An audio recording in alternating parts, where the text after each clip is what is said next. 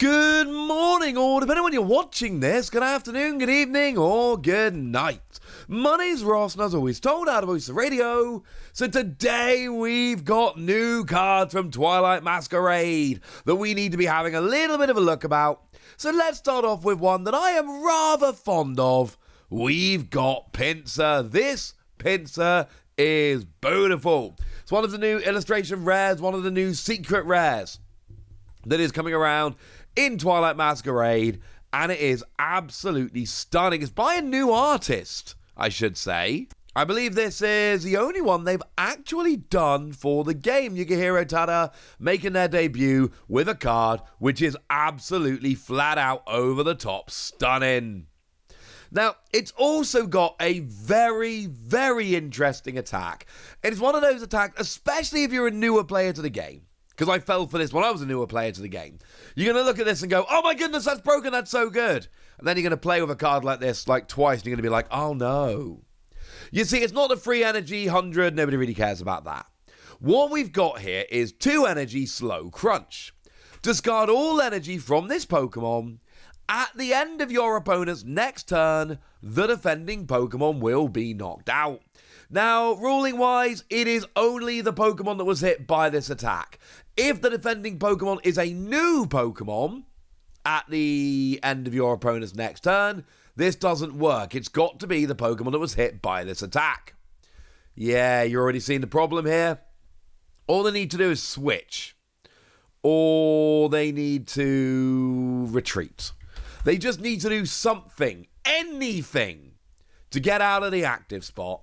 And if they're not in the active spot at the end of their next turn, they don't actually get KO'd by this, and it doesn't work. Like, in theory, you look at this and you're like, mate, I'm going to get a one-hit KO on a Charizard, and then I'm going to go and get a one-hit KO on a Gardevoir, and who knows what I might do next. And actually, in reality, what's going to happen is you're going to discard all the energy from this Pokemon, and your opponent's going to go, uh-oh.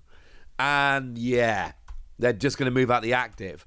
And there will be times, like if you can time this beautifully, if your opponent's just got a completely dead hand, if they've got a Pokemon in the active with no energy on or not enough energy to retreat, and they have no switching cards, they're drawing nothing, maybe they've only got one Pokemon in play and they're having a completely terrible game, like there will be cheeky games where your opponent's got one Pokemon, you use this, your opponent literally cannot get out the active or even bench another Pokemon, and then you KO them and you win. Here's the thing though. In a game where that will work, any attacker is going to win the game for you. There will be very weird situations where it's late in the game and your opponent's got a giant HP Pokemon that you can't KO, and this actually sticks because they've got no switching cards or anything. It will work very occasionally. But I do really need to stress here, it is going to be very occasionally. Most of the time, this isn't actually going to work. I want it to work. I'm hoping it'll work. It's probably never actually going to work. What about Seeking then? We've got Jemmy here as the artist. We've got a new Seeking card. It's fully evolved. Is it any good? And the answer is maybe. It's a very niche card. It's a kind of card where as a basic I'd be looking at this going, you know what? We might be cooking here. As a stage 1, I'm not sure I'm ever going to want to evolve up properly to do so. It's not Horn Drill, Free Energy 19, no. I mean, I will say that you can here use this for colourless energy. So you can potentially put this in a non-water deck and have a water type attacker. Alright? There's your bonus for that. But the first attack, single energy, 50 damage. Before doing damage, discard all tools from your opponent's active Pokemon. Okay. There's reasons to like this. There are reasons to like this. Let's say your opponent is got a Pokemon active with a Hero's Cape, for instance. They've got 150 HP left on a Pokemon with Hero's Cape. Well, here you get rid of the Hero's Cape, and you do 50 damage, you essentially do 150 and get the KO for a single energy on a single prize Pokemon. Now, that's not always going to work, but there will be times where this does, and that's kind of fun, honestly. I kind of like this. Or your opponent's got a heavy baton on probably an iron hands, honestly. And you want to get the KO, but you don't want them to then be able to use Heavy Baton to move free of the energy off to a bench Pokemon. So what you do here is you take the KO here with Seeking, and then your opponent loses their Pokemon, but they don't get to move the energy because you've got rid of the Heavy Baton before doing the KO. This is a very niche Pokemon. I am not pretending for a second that it's not. This is not an every game winning Pokemon. This is an occasional tech Pokemon. But as I've just shown you with those last couple of examples, there are some times where getting rid of a tool before you do damage is actually awesome. And this Pokemon can do it. Honestly, the fact that it's a stage 1 is the only thing putting me off here. If this was a basic Pokemon, I would genuinely love this. But it's not. And that makes me really, really sad. What does not make me sad, however, is this new Wattrel. The artwork, at least. Look at the artwork on this Wattrel. This Wattrel is adorable. And also, the social team over at Pokemon lately have really been putting in a lot of effort, making really good posts. They're up their game, and I love it. Like this one, when you step outside and have grossly misjudged the weather. Poking fun a bit at the art on the card. I like this. This makes me very, very happy. These cards are lovely. I adore the artwork on Wattrel here. And now we've got a nice little tweet about it. And I've made my point, I think, a few times lately. T0 crushing the artwork game lately. Bunch of you are probably going to remember that they were the person who did the ancient Pokemon special illustration rares in Temporal Forces, like, for instance, the Raging Bolt. Downside of this Wattrel, no one's ever really going to play it. Now, look, I will actually say Thundershock, not horrendous. Single energy, 10 damage, flip a coin, if heads, paralysis. Look, I'm telling you right now, there was a time where this attack, nice little history lesson for you here. There was a time where this attack was genuinely legit, made a big difference and went and won a bunch of tournaments. It was Dynamo.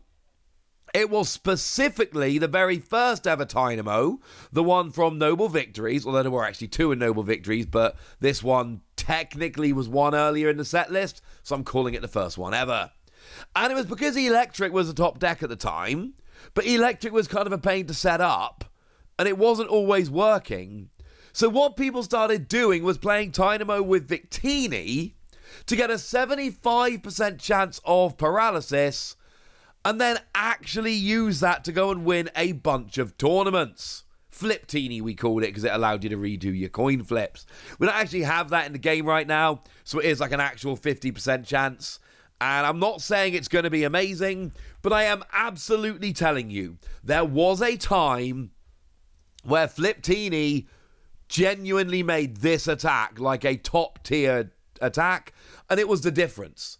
This was the difference that turned a good deck with a lot of problems into a legit, really good tournament-winning deck. Problem is, of course, we've got a better Wattrel. Frankly, we have a better Wattrel. We've got the one with United Wings. And that's one that does 20 for each Pokemon in your discard pile that has United Wings. And, of course, there was even a shiny version of it in Paldea and Fates.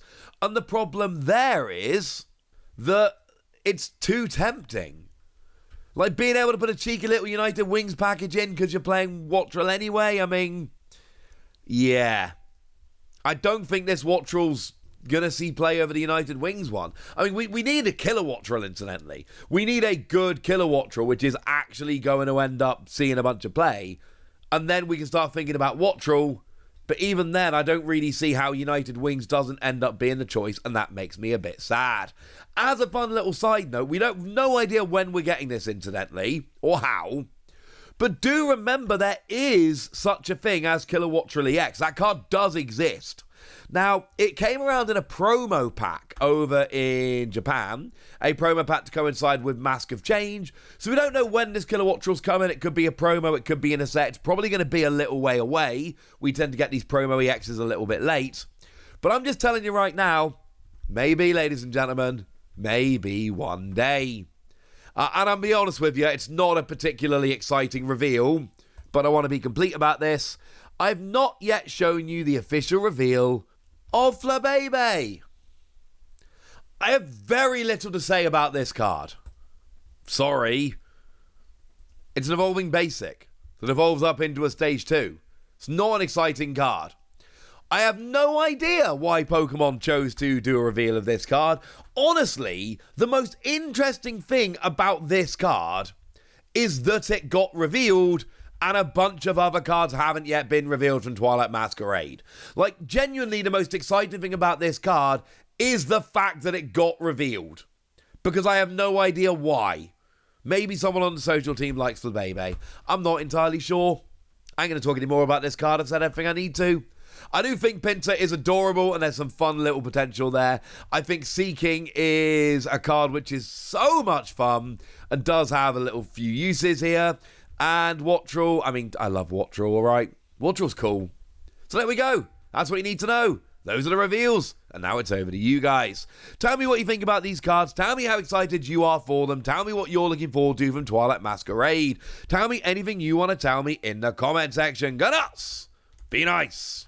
And then make sure you like this video, subscribe to this channel, follow me on Twitter at the Wasi. That's where we talk about Pokemon and a whole bunch of other card games. And please do consider checking out patreon.com/PTCG Radio, where you can support the channel, get some bonus podcasts and all kinds of fun things. And get shoutouts on the channel like the lovely Ashley Munns, who's been a supporter of ours for a while now and is a very lovely person. So shout out to them for the support and the loveliness. But by far the most important thing as always, look after yourselves till next time, would ya? Thank you very much for watching. My name's Ross, and you've been watching PTCG Radio.